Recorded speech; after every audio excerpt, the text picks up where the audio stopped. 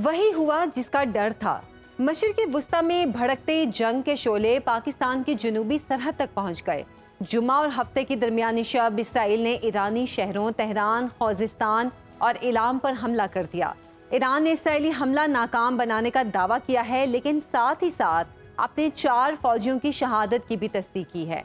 Pentagon ने Iran पर Israeli हमले में अमरीकी शमूलियत से इनकार किया है, लेकिन ईरान का दावा है कि इसराइली तैयारों ने हमले के लिए इराक में मौजूद अमरीकी एयरबेस को इस्तेमाल किया है। दूसरी जानिब रूस समेत अरब ममालिक, यूरोपीय यूनियन, पाकिस्तान ने इसराइली हमले की शदीद मजम्मत की है। अस्सलाम वालेकुम, मैं हूँ आयशा जुल्फ़िकार और आप देख रहे हैं प्रोग्राम पासबान इस्लाम। नाज़रीन, गजा में इसराइल की मुसलसल जारियत को 385 दिन हो चुके हैं, जबकि रूस यूक्रेन जंग का आज 975वां रोज़ है और अब एक नया तनाज़ा इसराइल और ईरान की लड़ाई की सूरत सामने आ चुका है। सवाल ये है कि क्या दुनिया तेज़ी से तीसरी आलमी जंग की जानिब बढ़ रही है, और सवाल ये भी है कि बदतरीन खूनरेज़ तनाज़ात में घिरी आज की महज़्ज़ब दुनिया का मुस्तकबिल क्या होगा। और सबसे बढ़कर सवाल कि ताकतवर तरीन मुल्कों और आलमी इदारों की नाकामी का भी है, जिनके अपने अपने मफादात ने आज दुनिया को आग और बारूद के ढेर पर ला खड़ा किया है। इसी सब पर बात करेंगे। हमारे साथ मौजूद हैं बैनुल अक़वामी उमूर के माहिर सैयद मोहम्मद अली साहब। सर, बहुत बहुत शुक्रिया आपके वक्त का। और सबसे पहले आपसे आज का बड़ा सवाल भी यही है कि अब क्या होगा आने वाले दिनों में? क्या ईरान इसराइल हमले का जवाब देगा, और या जवाब ना देने के अमरीकी मशवरे को तस्लीम करेगा? बहुत शुक्रिया जी। देखें, मैं समझता हूँ कि 3 मुहर्रिकात हैं जिसका दारोमदार है ईरान की क़यादत के फैसले पे। मुख्तसरन जवाब ये है कि जवाब तो उनको देना पड़ेगा, लेकिन उसकी नौइयत और उसकी शिद्दत जो है और उसका वक्त जो है, उसका दारोमदार जो है 3 मामलात पे है। पहली बात ये है कि आपने देखा कि जैसे ही हमला हुआ है तो ईरान का जो मीडिया है उसमें या अवामी सतह पे बहुत ज़्यादा गम गुस्से का इजहार आपको नज़र नहीं आता है, बल्कि जो बयानिया ईरानी मीडिया की तरफ से मुरतब किया गया उससे ये जाहिर हो रहा है कि जनाब जैसे उन्होंने इस हमले को या तो नाकाम बना दिया है या फिर कोई बहुत बड़े पैमाने पे नुकसान नहीं पहुंचा है। दूसरी बात यह है कि क्या दाखिली सतह पे जो उनकी क़यादत और फौज है उसके ऊपर ये दबाव है कि एक बड़े पैमाने पे कशीदगी को इसराइल के खिलाफ मज़ीद बढ़ाया जाए। तो मुझे नहीं लगता कि एक बहुत बड़े पैमाने पे कोई आवाज़ें ईरान के अंदर से उठ रही हैं जो कि ईरान की फ़ौज और सियासी क़यादत पे ये दबाव डालें और उनको मजबूर करें कि वो एक बड़े पैमाने पे इस कशीदगी को मज़ीद तूल दे या उसमें इजाफा करे। अच्छा, अलबत्ता जो तीसरा पहलू है वो तस्वीराती एतबार से इसलिए इम्पोर्टेंट है कि जो इनकी हलीफ तंजीमें हैं, जिसमें हुतीज़ भी हैं, हमास भी है और हिज़्बुल्लाह भी है, वो यकीनी तौर पे ये तवक्को करते हैं कि तेहरान की जानिब से एक सख्त जवाब आए, जो कि इस बात का सबूत हो कि ईरान कमज़ोर नहीं है और उसने हार नहीं मान ली और वो इसराइल के की जारहाना जो कोशिशें हैं उसका जवाब देने की सलाहियत रखता है। लेकिन जो आखिरी बात है वो ये है कि जवाब की जो नौइयत है, उसका जो मयार है, उसकी जो शिद्दत है, मैं समझता हूँ वो अंग्रेजी में कहते हैं वर्ड प्रोपोर्शनेट होगी, वो मुतनासिब होगी उस अंदाज के अहदाफ के चुनाव के हवाले से जिनको इसराइल ने कल रात निशाना बनाने की कोशिश की है। अच्छा, अभी जैसे कि आप बात कर रहे थे कि ईरान के अंदर से इतनी आवाज़ें उठ नहीं रही हैं, आपके ख्याल में जो मौजूदा ईरान की हुकूमत है मंसूर पेज़ेश्कियान की, जो साबिक हुकूमत थी, उससे क्या इनका बयानिया मुख्तलिफ है या जो पॉलिसीज़ हैं उसमें क्या कुछ चेंजेस हैं? अहम सवाल किया आपने। देखिए, ईरान में यूं कहना चाहिए कि 3 बड़े ताकत के मराकज़ हैं। एक तो उनकी नज़रियाती क़यादत है जो उनके रहबर हैं आयतुल्ला खामेनेई और उनकी जो गार्डियन काउंसिल है। दूसरा जो अस्करी और इंटेलिजेंस के इदारे हैं, उनका मरकज़ पासदारान इनकलाब या IRGC समझा जाता है।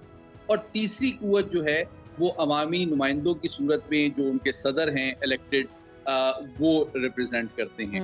लेकिन मैं ये कहना चाहता हूँ कि अगर आप 45 साल में ईरान की खारजा और दिफाई पॉलिसी को देखें تو عمومی طور پہ ان کے اوپر جو اثر ہے اور جو ان کا تعین ہے وہ ایران کی نظریاتی قیادت اور پاسداران انقلاب کا اثر و رسوخ زیادہ ہوتا ہے. جی جو سفارتی کوششیں ہیں، معاشی معاملات ہیں، اس میں عوامی نمائندگان کی جو نمائندگی ان کے صدر کرتے ہیں وہ ان معاملات کو زیادہ دیکھتے ہیں. تو میں سمجھتا ہوں کہ اس معاملے میں بھی کہ کس شدت اور معیار سے اور کس نوعیت کا جواب ہونا چاہیے، یک طرفہ ہونا چاہیے، روایتی ہونا چاہیے، براہ راست ہونا چاہیے، بالواسطہ ہونا چاہیے، تنظیموں کے ساتھ مل کے ہونا چاہیے، تو یہ فیصلہ ان کی نظریاتی اور تصویراتی قیادت اور پاسداران انقلاب میں سمجھتا ہوں مشاورت کی بات کریں.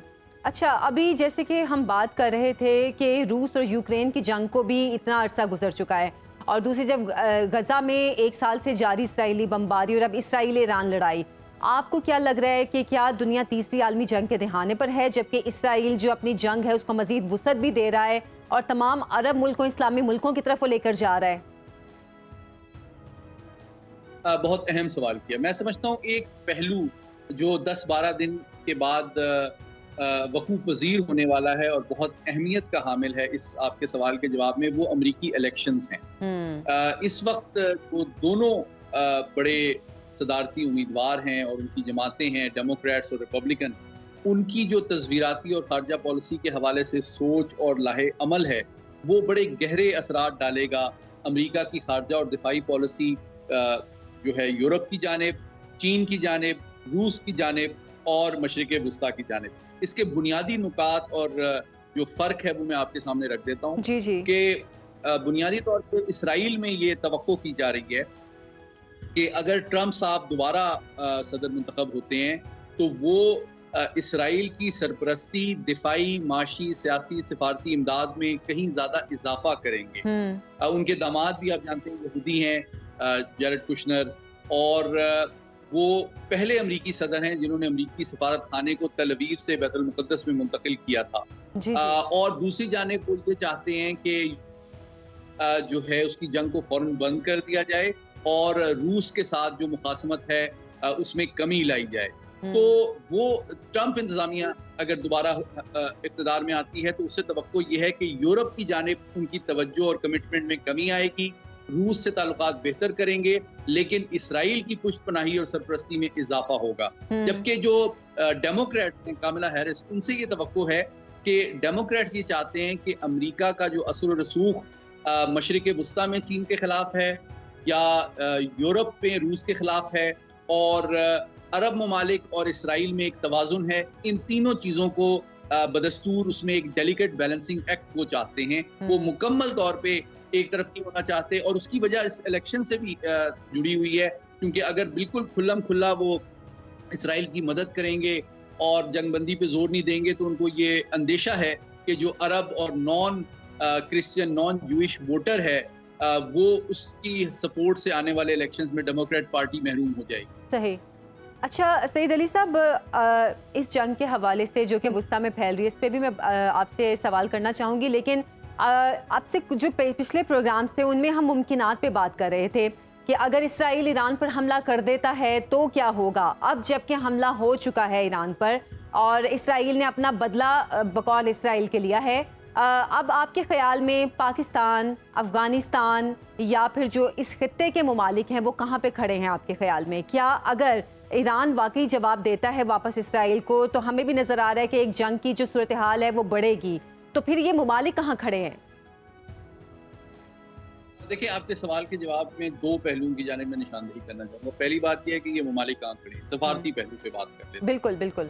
وہ یہ ہے کہ پاکستان ہو یا سعودی عرب ہو یا ترکی ہو یا قطر ہو، ان تمام ممالک نے واشگاف الفاظ میں جو اسرائیلی جارحیت ہے اس کی کل مذمت کی ہے، اس میں کوئی شک نہیں ہے. اور جو فلسطین میں ہمارے بہن بھائی ہیں یا لبنان میں بہن بھائی ہیں، ان کے ساتھ مکمل ہماری اظہار یکجہتی بھی ہے.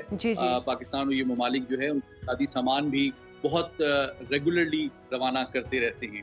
لیکن ان ممالک سے آپ کو یہ توقع کرنا کہ وہ براہ راست جنگ میں مداخلت کریں گے، اپنی فوجوں کے ساتھ इसके इम्कानात मैं कम देखता हूँ। अच्छा। अलबत्ता देखें, मैं ईरान की पॉलिसी को भी वाज़ेह करना चाहता हूँ आसान अल्फाज में। ईरान की सिफारती और जो नफ्सियाती और जो नज़रियाती पॉलिसी है वो जी, जी। इसराइल के ख़िलाफ़ यानी कि एक सद्देबाब की है, उसकी मुखालफत की है। लेकिन जो बिल्कुल। उसकी दिफाई पॉलिसी है वो बराह रास्त जंग पर मबनी नहीं है। उसकी सही। कोशिश ये है कि उसकी जो जंगी हिकमत अमली है उसमें वो ज़्यादा इन्हिसार करते हैं उन तंजीमों के ऊपर जिनकी वो सरपरस्ती करते हैं, ताकि इसराइल की हुँ। ताकत को, तवज्जो को, दिफाई सलाहियत को मुंतशिर किया जाए, हुँ। ज़ाइल किया जाए, ताकि वो बराह रास्त ईरान के ऊपर इस ताकत को जमा भी ना कर सके हुँ। और बराह रास्त हमले के इम्कानात भी कम हो और उनकी शिद्दत भी कम हो। इसलिए मैं समझता हूँ अगर कशीदगी होती भी है और ईरान जवाब देता भी है, तो जिस तरह मैंने पहले कहा, उसका जो टारगेट्स का चुनाव है और शिद्दत है, उसमें एक तनासुब होगा। अगर आप टारगेट्स पे बात करना चाहती हैं, तो देखें 3 तरह के टारगेट्स ईरान के अंदर इसराइल ने निशाना बनाने की कोशिश की है। हुँ। जो अभी लेटेस्ट हैं उसमें उन्होंने ये बात मैं कहना चाहूँगा, तेल या एटमीज़न सी बात या अवामी जो पब्लिक बिल्डिंग्स हैं उस पे उस तरह बमबारी नहीं की जिस तरह वो गज़ा और लबनान में कर जी, रहे जी, हैं। बिल्कुल, उन्होंने बिल्कुल। एहतियात का मुजाहरा इस हवाले से किया है कि उन्होंने जो ज़मीन से फ़ज़ा में मार करने वाले सरफेस टू एयर मिसाइल्स हैं, उनकी बैटरीज़ को निशाना बनाया है और जो 4 ईरानी अफ़सरान की शहादत का एतराफ़ ईरान ने किया है, उनका ताल्लुक भी उन्हीं अफ़वाज से है जो कि surface to air missile batteries पे मामूर थे। अच्छा। दूसरी बात हुँ। ये कि उन्होंने ड्रोन की एक तेहरान में ड्रोन बनाने वाली एक फैक्ट्री को निशाना बनाया है, ताकि वो ड्रोन जो हिज़्बुल्लाह, हुतीज़ और ईरान खुद इस्तेमाल करता है, उनको जो सप्लाई है उसमें कमी आए। और तीसरा टारगेट जो था वो उनका मिसाइल फैक्ट्री में एक ऐसा प्लांट था जो कि मिसाइल्स का सॉलिड फ्यूल जहां तैयार किया जाता है, ताकि फ्यूचर में जो ईरान के मिसाइल बनाने की इस्तेदाद है जी। उसको नुकसान पहुंचाया जा सके। तो बड़े अहम टारगेट्स को निशाना बनाया। अगर ईरान ने जवाब देना है तो मैं समझता हूँ किसी किस्म के फौजी टारगेट्स को ईरान निशाना बना सकता है। बड़े पैमाने पे अवामी सतह पे जो है अगर वो शहरों पे बमबारी करता है तो इसका उसको फ़ायदा भी नहीं होगा, बल्कि नफ्सियाती, कानूनी और सिफारती एतबार से इसका फ़ायदा भी इसराइल उठाए। अच्छा, आखिर में आपसे मैं मुख्तसरन जानना चाहूँगी कि अमेरिकन अरब वोटर्स का कैमला हैरिस के बजाय ट्रंप के हक में होना, ये कितना ट्रंप के लिए फ़ायदा मंद है या फिर ट्रंप की पॉलिसीज़ के हक में है? देखिए, 2 पहलू हैं जो बड़े अहम हैं। ट्रंप साहब जो हैं वो अलमबरदार हैं, वो प्राइड लेते हैं कि अब्राहम एकॉर्ड के वो बानी हैं और मुवज्जिद हैं, और वो चाहते हैं कि इसराइल के ताल्लुकात जो हैं अरब ममालिक से अच्छे हो जाएं हुँ। और बेहतर हो जाएं, और भारत और मशरिक़ वुस्ता के ज़रिए से एक नया कॉरिडोर जो है इंडिया, मिडिल ईस्ट, यूरोप और यूनान के ज़रिए से एक नया कॉरिडोर बनाया जाए, जिसके ज़रिए से बेल्ट एंड रोड इनिशिएटिव जी, जी। को काउंटर या चैलेंज किया जाए। हुँ। तो ये उनका रोड मैप है तस्वीराती और माशी एतबार से फ्यूचर में। तो इसके हवाले से ये जंग इसलिए इम्पोर्टेंट है कि अगर इस जंग के खात्मे के बाद अरब ममालिक के साथ इसराइल के ताल्लुकात बेहतर होते हैं, तो यकीनी तौर पे ये अमरीकी और इसराइली मफादात को उससे फ़ायदा होगा। लेकिन मैं समझता हूँ कि हमास ने जो हमला किया और जितनी कुर्बानियाँ फ़लस्तीनियों ने दी हैं हज़ारों जानों की और शहादतों की सूरत में, उसके बाद फ़ौरी तौर पे अरब दुनिया के अवाम और उनका जो पब्लिक सेंटिमेंट है वो उसकी इजाज़त नहीं देगा कि फ़ौरी तौर पे अरब ममालिक की जो क़यादत है वो इसराइल इसराइल को से तस्लीम ताल्लुकात करें। बिल्कुल, नॉर्मलाइज़ करे। बिल्कुल। बहुत-बहुत शुक्रिया सैयद मोहम्मद अली साहब आपके वक़्त का। यहाँ पे प्रोग्राम में लेंगे एक ब्रेक, हमारे साथ रहिए। वेलकम बैक नाज़रीन। आज 27 अक्टूबर है और आज ही के दिन 1947 में भारत ने रियासत जम्मू और कश्मीर पर अपना गासिबाना कब्जा कायम किया था।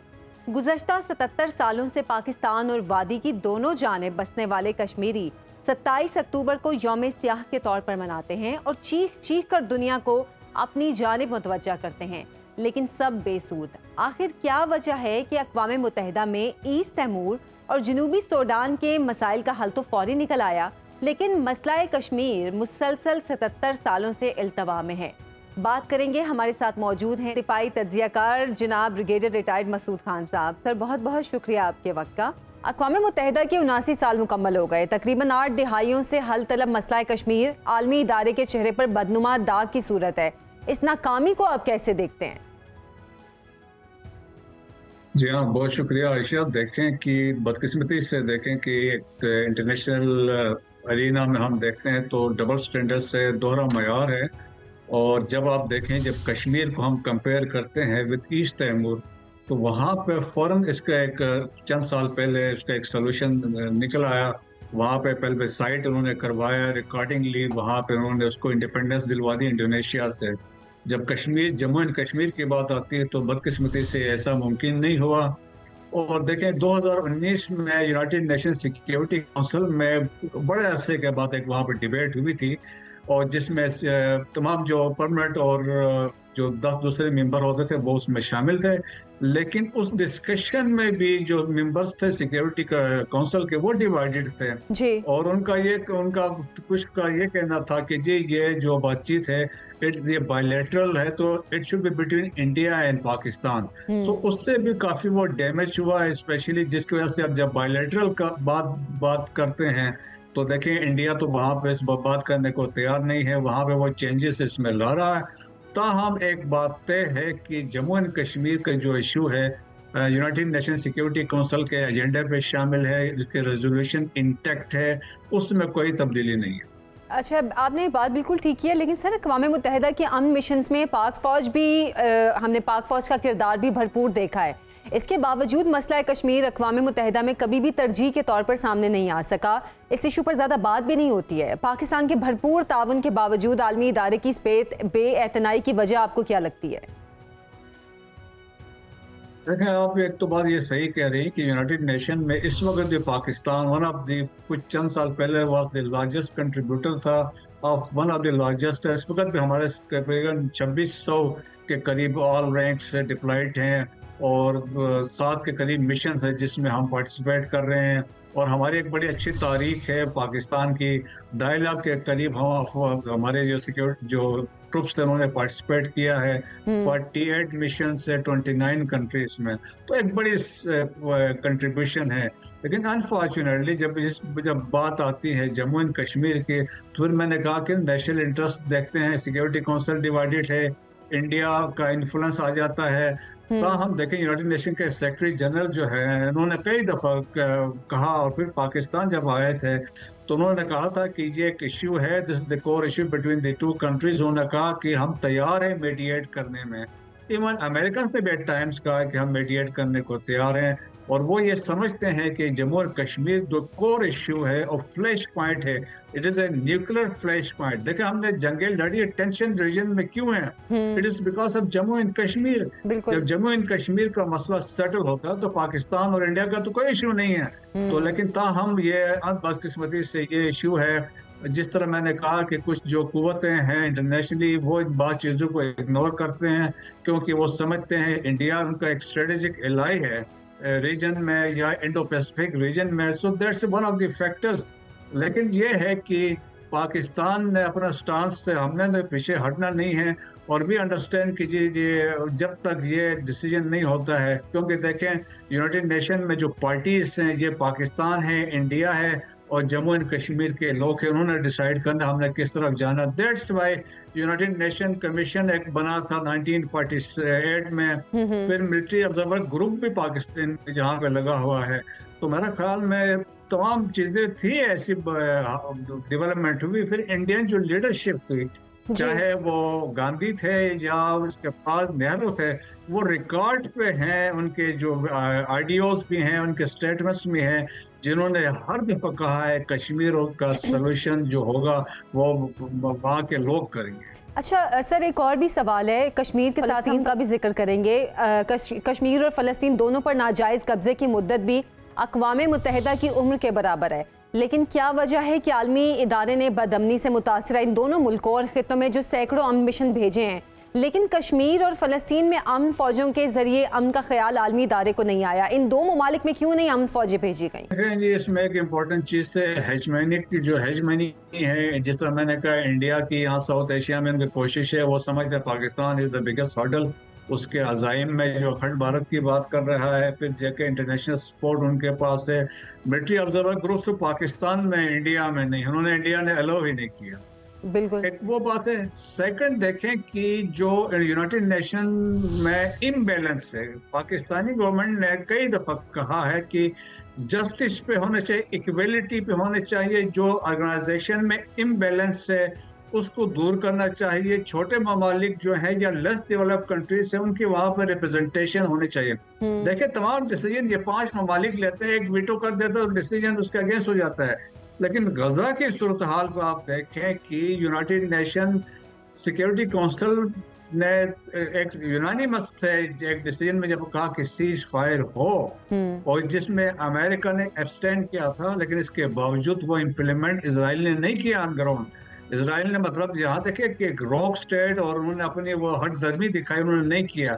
یونائٹڈ نیشن جنرل اسمبلی نے بھی کنسنسس کے ساتھ ریزولوشن فار سیز فائر، وہ امپلیمنٹ نہیں ہو سکا. تو تاہم غزہ کی صورتحال میں امریکہ کی ایک یہ پروپوزل شامل تھی کہ ایک وہاں پہ پیس مشن بھیجا جائے جس میں ریپرزنٹیشن مکس ہو، عربس بھی ہو یا یورپین کے لوگ اس میں شامل ہو. اس کو بھی اسرائیل نے تسلیم نہیں کیا. سو بدقسمتی یہ ہے کہ اسرائیل جو ہے بالکل آپ سمجھ لیں has become a rock state, اپنی منمانی کر رہے ہیں اور اپنی چیزوں جو ڈیسیجنس ہیں ان کو امپلیمنٹ نہیں کر رہا ہے. تو جس کی وجہ سے ہم یہی کہہ سکتے ہیں کہ امبیلنس جو ریفارمز کی ریکوائرمنٹ ہے یونائٹڈ نیشن سیکیورٹی کونسل میں، وہاں پہ ریپرزنٹیشن ہونی چاہیے. او آئی سی کی طرف سے ایک مسلم کنٹری کے وہاں ریپرزنٹیشن ہونے چاہیے، چھوٹے ممالک کے ہونے چاہیے. جہاں انڈیا کوشش میں لگا ہوا ہے کہ میں سیکیورٹی کونسل کا ممبر بنوں اور وہاں پہ ان کے حالات دیکھیں، جس طرح وہاں جموں اینڈ کشمیر میں جو ہیومن رائٹس کی وائلیشن ہو رہی ہے، اس کے مین لینڈ انڈیا میں جو کچھ مسلمانوں کے ساتھ اور کرسچنز کے ساتھ ہو. صحیح کہا آپ نے. اچھا ایک آخری سوال سر آپ سے، امن مشنز میں پاکستان کی فوج اقوام متحدہ کی ہمیشہ سے ترجیح رہی ہے، کیا وجہ ہے اس کی؟ کیا یہ بہتر ورکنگ ریلیشن شپ کا نتیجہ ہے یا پاک فوج کی کارکردگی اس کی ڈیمانڈ ہے؟ دیکھیں جی، میں خود بھی ایک یون مشن کا حصہ رہا ہوں، تو میرا خیال میں یہ کریڈٹ جاتا ہے ایک تو افواج پاکستان کی پروفیشنلزم، دیٹ از نمبر 1 ہے. اس کے بعد ہمارے جو لوگ ہمارے جو ٹروپس آتے ہیں وہ کمٹمنٹ جو ہماری ہے وہ ہے. پھر دیکھیں ایک ڈسپلن فورس کے طور پہ ہم جاتے ہیں وہاں پہ، اور پھر جو لیڈرشپ وہاں پہ ہوتی ہے، جو بھی کمانڈرز ہوتے ہیں یا whether they are in force headquarter میں ہے یا کنٹینجنٹ کمانڈ کر رہے ہوتے ہیں، تو وہ جس طریقے سے لے کے فوج کو چلتے ہیں بیسنگ آن دی انسٹرکشن جو ہمارے جنرل ہیڈ کوارٹر سے ملتی ہیں.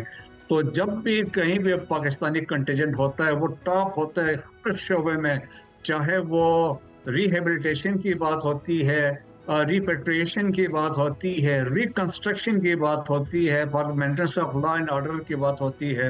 وہ ہمیشہ کہتے ہیں پاکستانی کنٹینجنٹ ہونا، پاکستانی بٹالین آنی چاہیے، پاکستانی انجینئر بٹالین ہونے چاہیے. اب ریسنٹلی میں آپ کو ایک مثال دینا چاہتا ہوں. دیکھیں جو فورس کمانڈر ہے ساؤتھ سوڈان میں، وہ لیفٹیننٹ جنرل سبرامنیم موہن ایک انڈین ہیں. انہوں نے recently chief of army staff کو ایک لیٹر لکھا ہے اور انہوں نے اپریشیٹ کیا ہے پاکستانی کنٹینجنٹ جو ان کا انڈر کمانڈ ہے، اور انہوں نے کہا کہ پروفیشنل ہے، آئی ایم ہائیلی امپریسڈ. تو بہت بڑی بات ہے کہ ایک انڈین جنرل کا یہ کہنا ہے. پھر سیکنڈلی دیکھیں ایک اور لیفٹیننٹ جنرل ہے جو سینٹرل افریقن ریپبلک میں، وہ افریقن ہے، ایمفری پروبلی ان کا نام تھا. انہوں نے بھی اپریشیٹ کیا پاکستانی کنٹینجنٹ جو سینٹرل افریقن ریپبلک میں ہے، اسپیشلی وہاں پہ ہمارے ایویشن یونٹس ہیں. سو پاکستان کی امپورٹنس دیکھیں کہ پاکستان کی جس طرح یونائٹڈ نیشن میں کنٹریبیوشن ہے، so it is professionalism, commitment and discipline جو پاکستانی کنٹینجنٹ کو دنیا بھر میں ممتاز کرتا ہے. بالکل ٹھیک کہا آپ نے سر. بریگیڈیئر ریٹائرڈ مسعود خان صاحب آپ کا بہت بہت شکریہ. ناظرین، تاریخ ہمیشہ انہیں یاد رکھتی ہے جو اپنا آپ مار کر کچھ بڑا کر جانے کی چاہ رکھتے ہیں. یہ لوگ دھن کے پکے اور بات کے اٹل ہوتے ہیں، جو کہتے ہیں اس پر ڈٹ جاتے ہیں اور جو کرنے کی ٹھان لیں اسے کر ڈالتے ہیں. اسی کردار کی بات کریں گے لیکن ایک بریک کے بعد. Welcome back. खालिस्तान फौजी नौयत के पेशा वराना उमूर को जेर बहस लाने वाले अमरीकी सेंट्रल कमांड के जरीदे यूनिपात में बरी फौज के सरबराह जनरल आसिम मुनीर को शानदार अल्फाज में खिराज तहसीन पेश किया गया।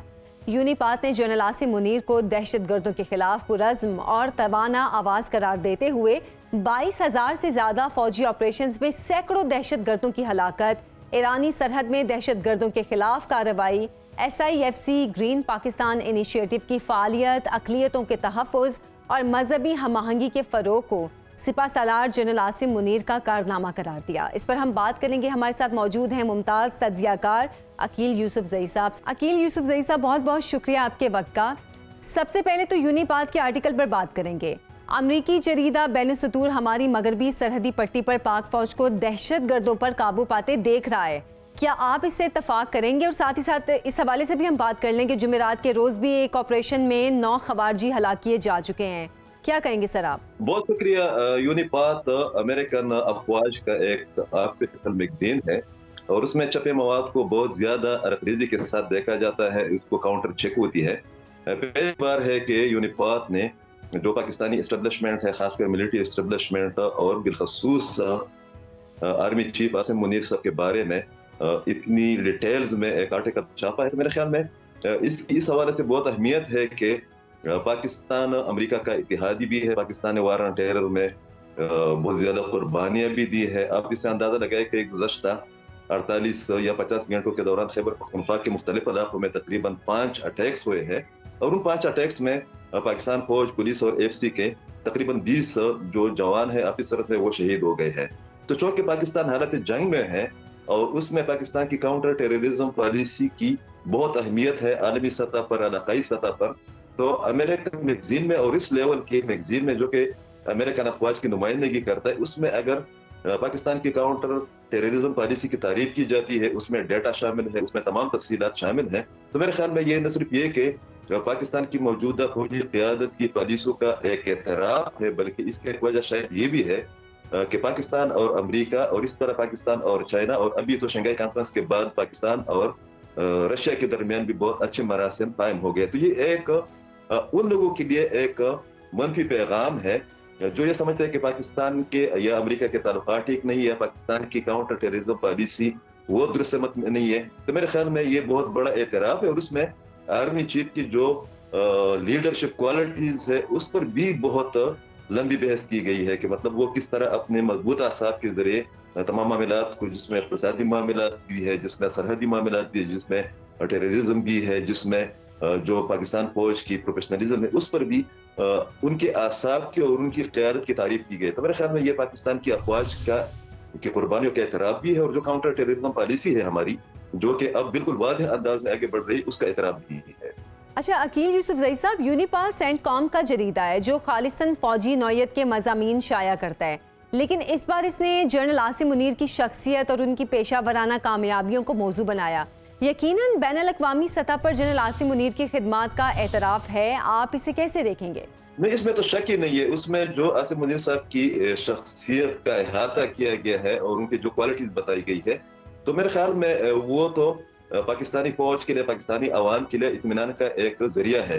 देखिए, पाकिस्तानी फौज के खिलाफ या आसिम मुनीर साहब की शख्सियत के खिलाफ एक मखसूस पार्टी ने और उस पार्टी पर इन्वेस्टमेंट करने वाले जो बाहर बैठे लोग हैं, जिनको हम कीबोर्ड वॉरियर्स कहते हैं, ये उनकी मुंह पर तमाचा है कि किस तरीके से उन लोगों ने पाकिस्तानी अफवाज को या टॉप क़यादत को निशाना बनाने की कोशिश की। तो मेरे ख्याल में इस बड़े प्लेटफॉर्म पर देखिए यूनिपात का जो कंटेंट है वो बहुत अहम होता है। उसमें इशूज पर बात होती है, उसमें मुख्तलिफ जो स्ट्रेटेजिक रेलिवेंट अफेयर्स होते हैं उन पर बात होती है। मगर पहली दफा जिस तरीके से पाकिस्तान के आर्मी चीफ को डिस्प्ले किया गया है, जिस तरीके से एक प्रोटोकॉल दिया गया है, तो मेरे ख्याल में इसके बाद जो लोग ये समझते हैं कि पाकिस्तानी फौज या पाकिस्तान की टॉप मिलिट्री लीडरशिप उनकी सिमत डायरेक्शन वाक़ई नहीं है या उनमें क्वालिटीज का कोई फुकदान है, तो मेरे ख्याल में उन लोगों को इस वाले आर्टिकल के बाद अपने रवैये पर नज़रसानी करनी चाहिए और पाकिस्तानी अवाम को ये इत्मीनान होना चाहिए कि जो पाकिस्तान की सिक्योरिटी के मामलात है वो मजबूत हाथों में है। अच्छा सर, कोई शक नहीं कि जनरल आसिम मुनीर एक मुश्किल दौर में कौमी दिफा, मुल्की मईशत और बैनुल अक़वामी ताल्लुकात की बहाली के हवाले से मुसलसल मुतहरिक रहे हैं, اور جس کا اعتراف ایک سے زیادہ بار وزیر اعظم بھی کر چکے ہیں. میں چاہوں گی کہ آپ اس حوالے سے ہمارے ناظرین کو مزید آگاہ کریں. دیکھیں، اس میں تو شک ہی نہیں ہے کہ پاکستان کو گزشتہ 1-2 سال میں بہت زیادہ اندرونی اور بیرونی چیلنجز کا سامنا کرنا پڑا ہے. اس میں جو ایک خاص جو بات ہے نا، ہم جب کی بورڈ واریئرز کی بات کرتے ہیں یا ڈیجیٹل دہشت گردی کی بات کرتے ہیں، میرے خیال میں وہ پاکستان کی سلامتی کے لیے، پاکستان کے متعلقہ اداروں کے لیے اور پاکستان کے امن پسند لوگوں کے لیے ایک بہت بڑا تھریٹ ہے. مگر جس طریقے سے موجودہ قیادت نے، فوجی قیادت نے اس پروپیگنڈے کو کاؤنٹر کرنے کی کوشش کی، اور ساتھ میں جس طریقے سے بہت بڑی تعداد میں قربانی عظیم، جس طرح میں نے آپ کو بتایا بھی کہ گزشتہ 40-50 گھنٹوں میں تقریباً 20 جو ہمارے جوان ہیں وہ شہید ہو گئے ہیں خیبر پختونخوا کے مختلف علاقوں میں. تو جو پاکستان کے لیے ایک تھریٹ لیول میں ایک نیا اضافہ ہوا تھا وہ ڈیجیٹل دہشت گردی کا تھا. اور اس آرٹیکل میں اس کا بھی ذکر موجود ہے کہ کس طریقے سے انہوں نے اپنے اعصاب مضبوط رکھتے ہوئے اس ڈیجیٹل دہشت گردی کے خاتمے کے لیے عملی کوشش ہے کہ کس طریقے سے انہوں نے امن کو اجاگر کیا، ہائی لائٹ کیا. جس طریقے سے مطلب اس میں ایک پیراگراف بہت خوبصورت ہے کہ اس سے پہلے جو قیادت تھی یا جو حکومتیں تھی وہ ایک پیج پر شاید نہیں تھی کاؤنٹر ٹیررزم کے حوالے سے، افغانستان کے ساتھ پالیسی کے حوالے سے، امریکہ کے ساتھ پالیسی کے حوالے سے. مگر اب کے بار بتایا گیا ہے کہ بالکل واضح ڈائریکشن ہے، بالکل ٹرو ڈائریکشن میں یہ قیادت جو ہے نا آگے بڑھ رہی ہے. تو میرے خیال میں اگر اس تمام تر پس منظر کا جائزہ لیا جائے پر خوشی کا اظہار ہونا چاہیے کہ یونیپات نے اور اس کے علاوہ مختلف فورمز پر پاکستان کی کارکردگی، پاکستان کی کاؤنٹر ٹیررزم پالیسی کی تعریف کی گئی ہے. دیکھیں شنگھائی کانفرنس میں اس کو اس طریقے سے ہم نے ہائی لائٹ نہیں کیا. اس میں تو آپ پر پاورز ہے یا رہے ہیں، رشیا اور چائنا کے وزرائے اعظم آئے تھے. اس کانفرنس میں جو اعلامیہ جاری ہوا، جس طریقے سے پاکستان کے کردار کی تعریف اس اعلامیہ بھی شامل ہے اور پاکستان کی جو تھریٹ لیول ہے. تو میرے خیال میں پاکستان گزشتہ سال کے مقابلے میں 2024 میں نہ صرف یہ کہ دفاعی طور پر یا سیکیورٹی کے معاملات کے حوالے سے بالکل یکسو ہے، بلکہ پاکستان اقتصادی طور پر بہت آگے بڑھ رہا ہے. اور اس کا آپ اندازہ بھی لگائے کہ رواں برس تقریباً مختلف ممالک کے ساتھ پاکستان کے 35 معاہدے ہو گئے ہیں، جو کہ ایک ریکارڈ ہے. 2024 کے دوران پاکستان واحد ملک ہے جس کے سب سے زیادہ دورے کیے گئے ہیں مختلف ممالک کے سربراہوں کی جانب سے. اچھا عقیل صاحب، کاروباری حلقوں کے مطالبے پر ہی آرمی چیف نے مغربی سرحد پر سخت پروٹوکول کا نفاذ ممکن بنایا. کیا آپ سمجھتے ہیں کہ افغانستان سے سرحدی معاملات پر سختی سے ملکی معیشت پر مثبت اثرات مرتب ہوئے ہیں؟ اگر ایسا ہے تو کیا بہتری نظر آئی؟ دیکھیں پاکستان کو جس طرح میں نے بتایا بھی کہ پاکستان کے چیلنجز میں گزشتہ 3-4 سالوں کے دوران بہت زیادہ اضافہ ہو گیا تھا. پاکستان کو اندرونی اور بیرونی سطح پر نہ صرف یہ کہ پراکسیز کا سامنا کرنا پڑا، بلکہ جو ڈیجیٹل دہشت گردی ہے اس کی بھی بڑے عجیب قسم کے اثرات جو ہے نا وہ ہمارے سامنے آئے ہیں. پھر ہم نے دیکھا بھی کہ کس طریقے سے پاکستان کی افغانستان کے بارے میں یا وارن ٹیرر کے بارے میں یا داعش کے بارے میں، القاعدہ کے بارے میں، افغان حکومت کے بارے میں جو تحفظات ہیں اس کو انٹرنیشنلی لوگ اکنالج کرتے ہیں، اس کا اعتراف کرتے ہیں. ابھی 2-3 دن پہلے نیو یارک ٹائمز نے ایک رپورٹ شائع کی ہے کہ پاکستان نے جن طالبان وغیرہ پر ایک وقت میں انویسٹمنٹ کی تھی اس میں سراج الدین حقانی کا ذکر کیا گیا ہے. ان کی تصویر بہت بڑے ٹائٹل انداز میں جو ہے نا ڈسپلے کیا گیا ہے کہ پاکستان کی افغان پالیسی یا پاکستان کی کاؤنٹر ٹیررزم پالیسی ریجن کے سیکیورٹی کے حوالے سے وہ بہتر رہی ہے بمقابلہ امریکہ کے.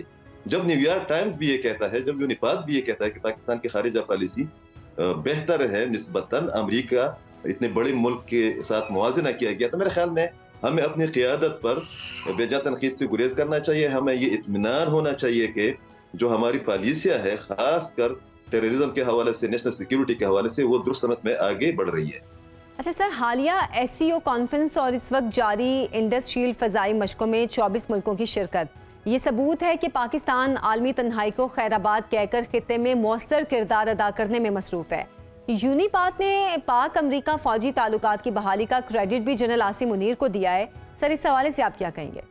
بالکل، اس میں تو شک ہی نہیں ہے کہ پاکستان کے بارے میں یہ جو تاثر ہے نا کہ پاکستان کی خارجہ پالیسی کو تائید حاصل نہیں ہے یا اس کا ڈائریکشن ٹھیک نہیں ہے. آپ نے جس طرح بتایا بھی کہ 2 دن پہلے بھی جو پبی میں ایک سینٹر ہے بہت مشہور، اس میں बहुत बड़ी मशक़ें हुई है। उसके 2 दिन पहले इख्तितामी तकरीब भी हुई है, और जिस तरीके से पाकिस्तान की काउंटर टेररिज्म पॉलिसी या जो एक्शंस होते हैं, एक्सरसाइज होती है, उससे न सिर्फ ये कि बहुत से ममालिक फ़ायदा उठा रहे हैं, बल्कि मैं आपको ये भी बता दूं कि कुछ अरसा पहले यहाँ पर इसी सेंटर में अमेरिकन जो ट्रुप्स थी, जिसमें SSG के जवान भी शामिल थे, उनको भी पाकिस्तानी जो ऑफिसर्स है उन्होंने ट्रेनिंग दी है, उनके साथ मुश्तरका मशक़े की है। इसी तरह पहली बार रशिया की एक डेलीगेशन जो है ना फौजियों का, वो भी आया हुआ था, जो कि इसी पबजी सेंटर में उन लोगों ने ट्रेनिंग हासिल किया। तो मेरे ख्याल में जो पाकिस्तान का तजुर्बा है काउंटर टेररिज्म में या अंदरूनी मामलात को सुलझाने में, निपटाने में, वो किसी भी मुल्क के पास नहीं है। और शायद इसी का नतीजा है कि इस जानिब भी इशारा किया गया है कि पाकिस्तान की फौज न सिर्फ ये कि बहुत ज्यादा मुनज़्ज़म है, बल्कि पाकिस्तान की फौज मुख्तलिफ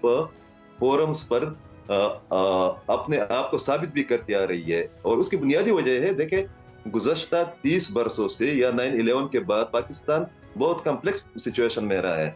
जितनी भी आर्मी चीफ्स रहे हैं, उनकी अपनी अपनी एक डॉक्ट्राइन रही है, उनकी अपनी अपनी पॉलिसियां होती है, मगर कौमी सलामती के हवाले से अब के बाद, आसिम मुनीर साहब के आने के बाद जो हमें यकजहती मिलती है, जो यहाँ पर यकसुई मिलती है, वो शायद से इससे पहले नहीं थी। और शायद इसी का नतीजा है कि फेडरल गवर्नमेंट और तमाम जितनी भी गवर्नमेंट्स हैं, वो इस क़यादत के पीछे खड़ी है, खासकर काउंटर टेररिज्म के हवाले से और कौमी सलामती के हवाले से। बहुत बहुत शुक्रिया अकील यूसुफजई साहब आपके वक्त का।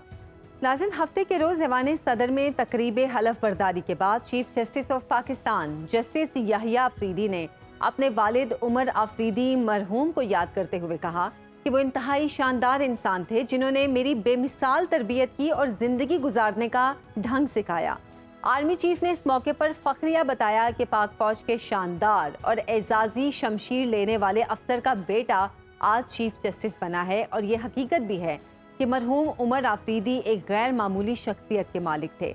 1954 में आर्मी में शामिल हुए और 1960 में सिविल सर्विस ज्वाइन कर ली, लेकिन आर्मी से सीखा डिसिप्लिन उनकी ज़िंदगी का हिस्सा बन गया और अपने पूरे करियर के दौरान एक आला इंतज़ामी अफसर की शनाख्त उनकी पहचान रही। खुदा उन्हें गरीक़ रहमत करे। आप